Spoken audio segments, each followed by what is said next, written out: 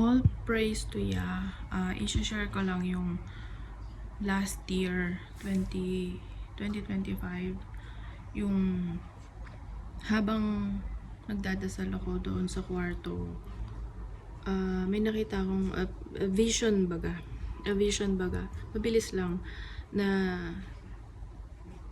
sa langit merong naging paparating, parang ganun, paparating, pero nakita ko na siya na maitim, hindi siya ulap, sobrang halos covered na niya yung buong langit, tapos may kapiranggot na lang na liwanag, yung normal na sky, liwanag ang natitira, tapos lahat madilim na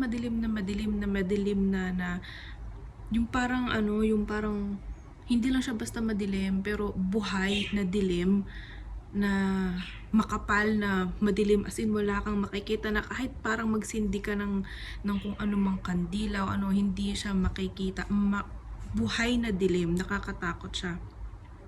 Tapos nakita ko sa sa harapan, hindi siya malinaw, pero merong nakatayo doon sa harapan. Nasa likodan niya yung parang siya yung nagdadala. Alam ko, sinare ko na to dati. Siya yung nagdadala ng makapal na darkness na yun. Na merong nakaputi na nakasuot siya ng puti na nakatayo sa harapan. Na alam ko na sa kanya yun. Dala-dala niya yung darkness na yun na parang walang bubuhayin. Ganon. Buhay siya, hindi ko alam paano ipaliwanag, pero buhay siya. Buhay na buhay yung darkness na yun, parang kakainin ka ng buhay, lalamunin ka ng buhay.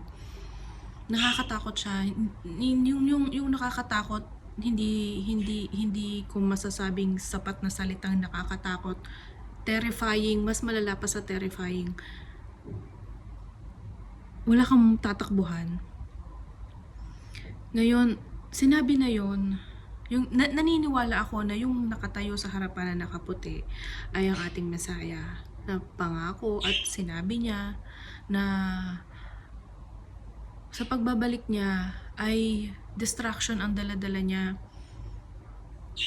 Maraming mamamatay kasi maraming nagmatigas ang loob sa kanya.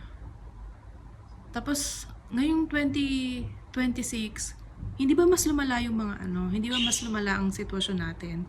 Mapagobyerno, lahat, buong mundo, mapa-disasters, mapabagyo, halos pagka isang pasok ng bagyo, meron na namang kasunod, parang nagiging normal na lang ang baha. 'Di ba? Lindol, landslide o mudslide pa yan o ano man yan, nagiging normal na lang ang mga patayan, ang lahat, wala nang tunay na pagmamahal dahil sinabi niya na magiging malamig ang puso ng tao. So kung magiging malamig ang puso ng tao, walang pagmamahal, ang mangyayari dyan, puros galit, puros puot, puros inggit, puros pang sarili. Kaguluhan yun, magulo yun. Kaya yung pagpupursige natin ng tao, sa madaling sabi, wala na importante ngayon kundi ang magbalik loob sa kanya. Alam ko siguro nakakarindi ng marinig sa tenga ng ibang tao na yun na naman, maligtas na naman. Hindi po religion ang sinasabi dito, hindi po religion, denomination, simbahan, walang kinalaman dito yun. Ang sinasabi dito, ito yung personal na buhay mo, personal mong kaluluwa, hindi pang grupuhan, pang individual to. Pang sarili mo. Lahat ng problema mo sa buhay mo, wag mo nang pagkatuunan ng pansin yun, kasi wala nang kwenta yun sa panahon ngayon. Nasa season na po tayo. Yung sinabi niya darkness, andito nga, nagsisimula na nga eh. Hindi pa nga yan ang malala eh. Hindi ba napaka-obvious naman ang nangyayari?